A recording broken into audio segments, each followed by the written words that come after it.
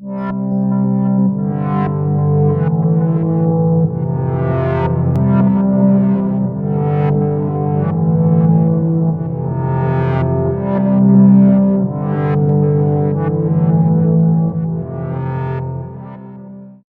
família, tudo tranquilo com vocês? Então sejam muito bem-vindos ao Nobre Reino, beleza? Eu me chamo Danilo Nobre e nesse trabalho eu vou mostrar que humanos gigantes existiram no nosso passado, beleza? Se gostarem do vídeo, deixa aquele like para dar uma força aqui no nosso canal e se inscrevam também, tá certo pessoal? E para não perder o costume, eu deixo aquele forte abraço e que Deus nos abençoe. Somos nobres em um nobre reino, juntos em nome da verdade. Até o próximo vídeo. The Titans, Cyclops, Paul Bunyan, Pecos Bill, the Jolly Green Giant, or Jack's Beanstalk Giant, all these characters bring to mind fictional, mythological imaginings. But what about in actual, literal Earth history? Many people assume these so-called tall tales have no basis in fact, but is that true? From the Bible to Greek mythology, Native American legends to conquistador diaries, nursery rhymes to newspapers, from Josephus and Homer to modern-day historical accounts and archaeological finds, evidence of giant human beings living on Earth is abundant. The execration texts of 12th dynasty Egypt, 1900 BC, now on display at the Berlin Museum, mention by name the Anakim giants and Ashdod, the city of the giants. One of the most incredible accounts of ancient giants was by Hellenistic geographer Eutychus, who told of two separate 36-foot human skeletons which were allegedly uncovered by Carthaginians somewhere around 300 BC. The historian Josephus, who lived in Hebron, home of biblical giants, wrote that he had on multiple occasions dug up human bones of enormous size. He also wrote about the people of Judah facing the giants of Hebron, saying, "There were till then left a race of giants, who had bodies so large and countenances so entirely different from other men, that they were surprising to the sight, and terrible to the hearing. The bones of these men are still shown to this very day, unlike to any credible relations of other men." Josephus also wrote of Eleazar, a Jewish giant that stood over 10 feet tall, being one of the hostages the king of Persia sent to Rome to ensure peace. Roman Emperor Aulus Vitellius also mentioned this, writing that Darius, son of Artabanes, was sent as a hostage to Rome. He took with him, with diverse presents, a man 7 cubits high, a Jew named Eleazar, who was called a giant by reason of his greatness. Roman author Pliny the Elder wrote that during the reign of Claudius, a 9-foot, 9-inch giant named Gabarus was brought from Arabia to Rome and placed head of the Adutrix legions. The area today called Baca, near the valley of Hinnom, was long known as the Valley of the Rephaim, or Valley of the Giants. The Ras Shamra texts, discovered in 1928 in Syria, are historical documents mentioning the economy, history, and religion of Ras Shamra, ancient Ugarit, as well as the giant Rephaim, which then inhabited the area. In 135 AD, soon after the Bar Kochba War, Buber's Tanhuma describes Roman Emperor Hadrian's encounter with Rabbi Jonanin ben Zakkai, in which he was shown the skeletons of fallen Amorites measuring 18 cubits, or 30 feet tall. According to Jacques de Voragine, Saint Christopher, the Christian martyr, was of gigantic stature, had a terrifying mane, and was 12 kudis tall, a kudi being slightly longer than a modern foot. In an old book called History and Antiquities of Allerdale, there is a report of a giant found by one Hugh Hodson of Thornway in Cumberland, England, during the Middle Ages. The report states that the said giant was buried 4 yards deep in the ground, which is now a cornfield. He was 4 yards and a half long, and was in complete armor, his sword and battle-axe lying by him. His teeth were 6 inches long and 2 inches broad. The Cocopa Indian tribe have an oral history describing giants of the past able to carry logs so heavy that 6 humans failed to budge. Considering that humans can carry on average twice their body weight, and the average human is 150 pounds, this means the logs would have weighed over 1,800 pounds. In H.T. Wilkins' book, Mysteries of Ancient South America, he retold old Peruvian tales of a time during their past when a race of giants came from the Pacific Ocean on ships and invaded the lowlands of Peru, forcing the Inca to retreat high into their mountain strongholds in the Andes. The Incas said that some of the giants were so huge that from the knee down they were as tall as a tall man. The Inca legends also closely parallel the biblical account of Sodom and Gomorrah, saying that these giants brought no women with them, and because they were too big for the Inca women, they became homosexual, and one day, while they were publicly polluting the marketplace with these practices, a fire from heaven rained down on them and consumed them. Gary Nelson wrote, "Growing up in Nevada, I had heard stories of the Sitka from the Paiute Indians that lived in the area. They told of red-haired men and women of light-colored skin as tall as 12 feet who originally lived in the area when the Paiutes had first arrived. Evidently, these human giants liked to eat the Indians, so they had problems making friends. The Indian tribes of the area finally joined and ambushed the giants, killing most of them on the spot. The remaining giants took refuge in a cave. The Indians demanded they come out and fight, but the giants refused, so the Indians piled brush into the cave and set it on fire. Any giants that did run out were shot with arrows. The remaining giants were asphyxiated." Many early explorers, including Vespucci, Drake, Coronada, De Soto, and Narvaez, all mention encountering giant human beings in their journeys. The first Europeans to sail along the Patagonian coast were Ferdinand Magellan and his crew in 1520. Their first meeting with the Tehuelches was recorded by Antonio Pigafetta. "One day, when no one was expecting it, we saw a giant, completely naked by the sea. He danced and jumped and singing, spread sand and dust over his head. He was truly well built. The captain named these kind of people Patagoni. They have no houses, but huts, like the Egyptians. They live on raw meat, and eat a kind of sweet root, which they call kapak. The two giants we had on board ship ate their way through a large basket of biscuits, and ate rats without skinning them. They drank a half bucket of water at once." When Hernando de Soto reached the territory of the Apalachee around Tallahassee, he recorded meeting a giant Indian chief whom he described as a man of monstrous proportions. At the same time as De Soto, across the continent near present-day California and Arizona, Francisco Coronado was leading a team to search for the legendary beautiful 7 cities of Cibola and ran into several tribes of giants. Pedro de Castaneda, one of Coronado's team members, later wrote a complete history of the expedition, mentioning their meetings with giant Indians. In one such passage, he wrote of their encounter with the Seri Indian tribe.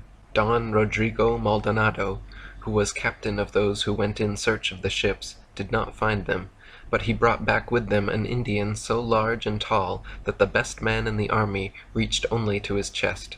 It was said that other Indians were even taller on the coast. In around 1542, within months of De Soto and Coronado's expeditions, 5-year-old Fray Diego Duran moved with his Christian missionary family to central Mexico and spent most of his life there. During his travels, he recorded several times coming in contact with giant Indians. "It cannot be denied that there have been giants in this country. I can affirm this as an eyewitness, for I have met men of monstrous stature here. I believe that there are many in Mexico who will remember, as I do, a giant Indian who appeared in a procession of the feast of Corpus Christi. He appeared dressed in yellow silk and a halberd at his shoulder and a helmet on his head, and he was all of 3 feet taller than the others." In his book, History of the Indies, Joseph de Acosta also tells a tale similar to Duran's.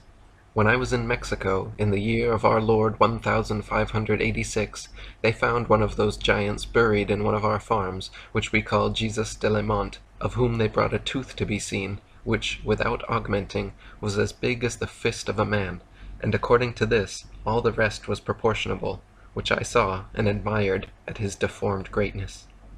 Halfway around the world in 1575, when the Tartars invaded Poland, Jacobus Niezabilo Vias defeated a soldier of gigantic size who fought within their ranks. After the battle, the Polish army recorded that his body was of so prodigious a bulk that his carcass reached to the navel of any ordinary person standing by the side of it. Throughout history and all over the world, hundreds of giant skeletons have been discovered, unearthed, recorded, and in recent times photographed and preserved. Thanks to the suppression and censorship by the Smithsonian and other establishment organizations, however, most people are completely unaware of these amazing discoveries. Matt Tufor wrote, "The Smithsonian Institute, National Geographic, the Discovery Channel, and any of the officially sanctioned archaeological expedition teams, between the whole lot of them, have supposedly not been able to cough up one single solitary bone fragment, fossil, or artifact that would evidence these Nephilim. Has the elite-controlled academic mainstream covered something up? Here, then, are a number of these reports about discoveries of the remains of human or humanoid giants. Keep in mind, numerous times these findings were turned over to government authorities, particularly to the Smithsonian, by conscientious and well-meaning citizens, only to have these artifacts then disappear permanently. In 1456, a 23-foot-tall human skeleton was reported and removed from beside a river in Valence, France. In 1577, a 19.5-foot giant skeleton was found under an overturned oak tree in the canton of Lucerne. In 1613, a giant skeleton was found near Chaumont Castle in France and reported to be 26 feet 6 inches tall.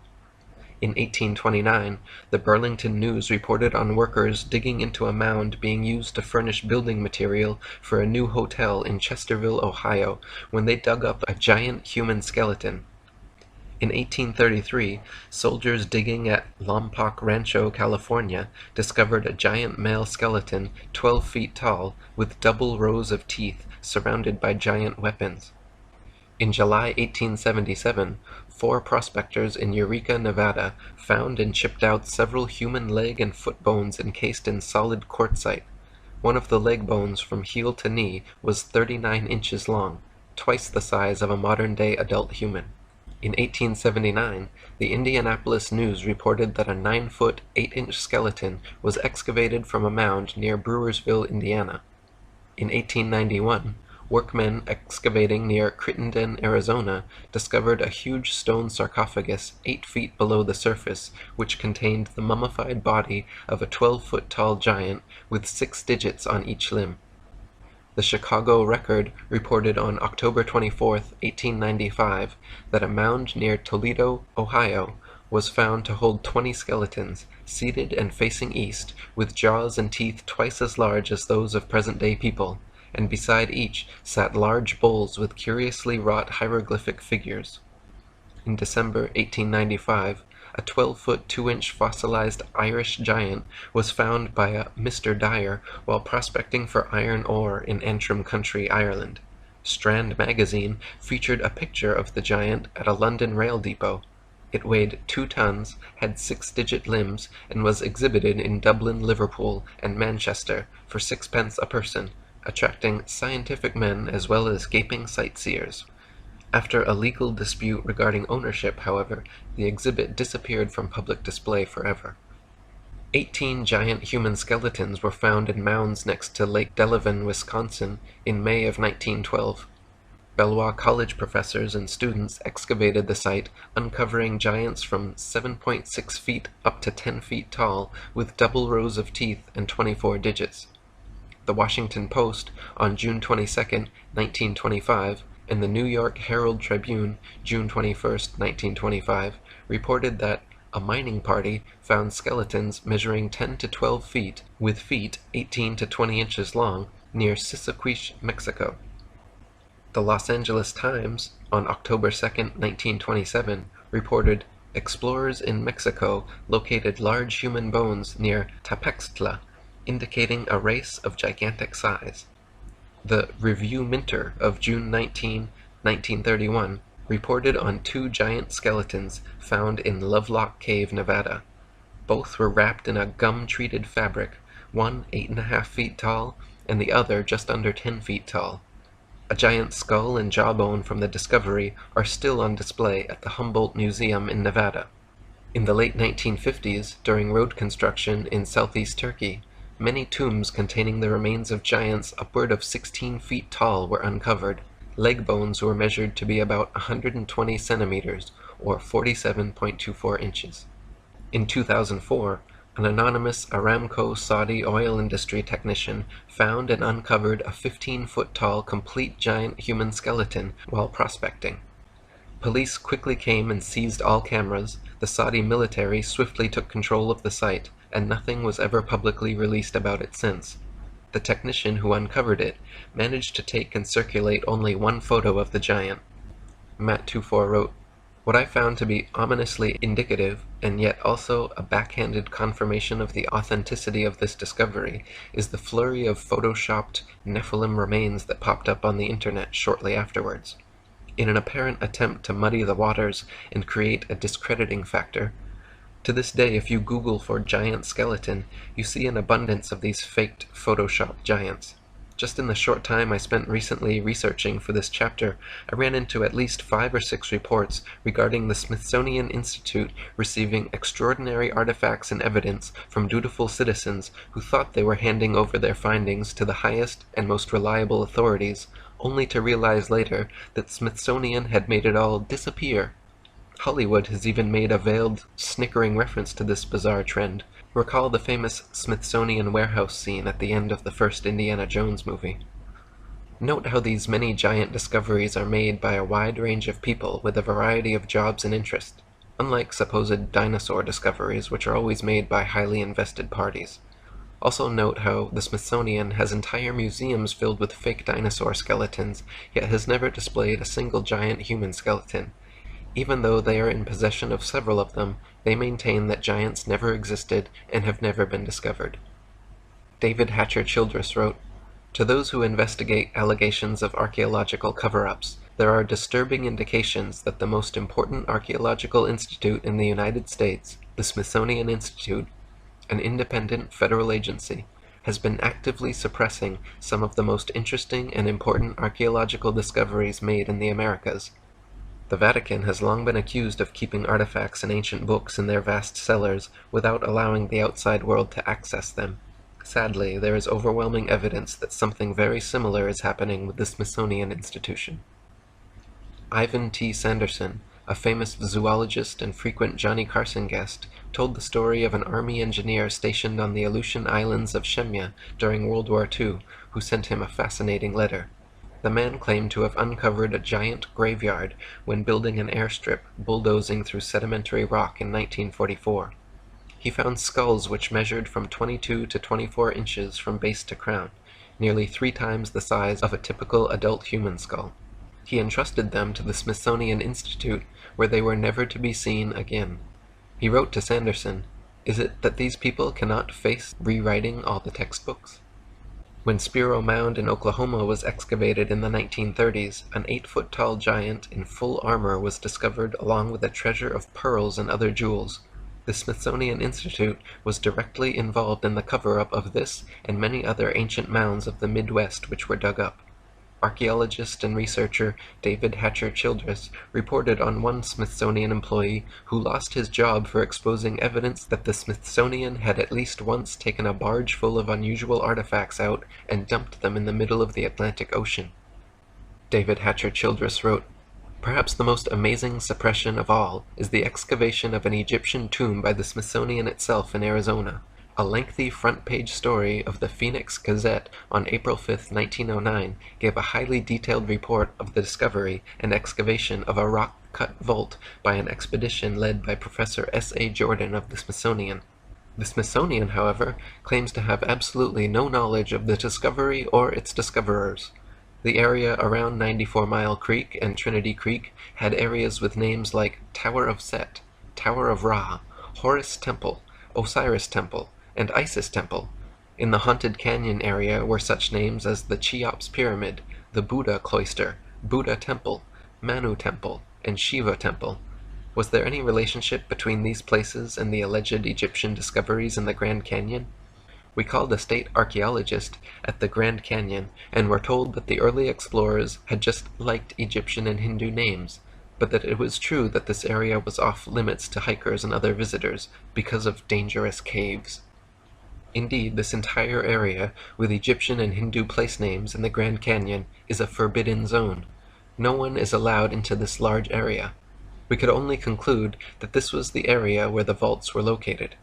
I believe that the discerning reader will see that if only a small part of the Smithsonian Gate evidence is true, then our most hallowed archaeological institution has been actively involved in suppressing evidence for advanced American cultures, evidence for ancient voyages of various cultures to North America, evidence for anomalistic giants and other oddball artifacts, and evidence that tends to disprove the official dogma that is now the history of North America.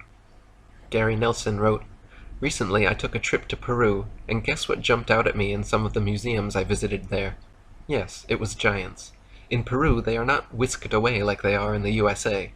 It should be noted that there have been hundreds of giant discoveries in the USA that have been either ignored or taken into custody by the Smithsonian, never to be seen again. The Incas actually had kings that were giants, and had red and blonde hair. In the Gold Museum in Lima, you can still see the clothing and head of an Incan king who stood an easy 10 feet tall.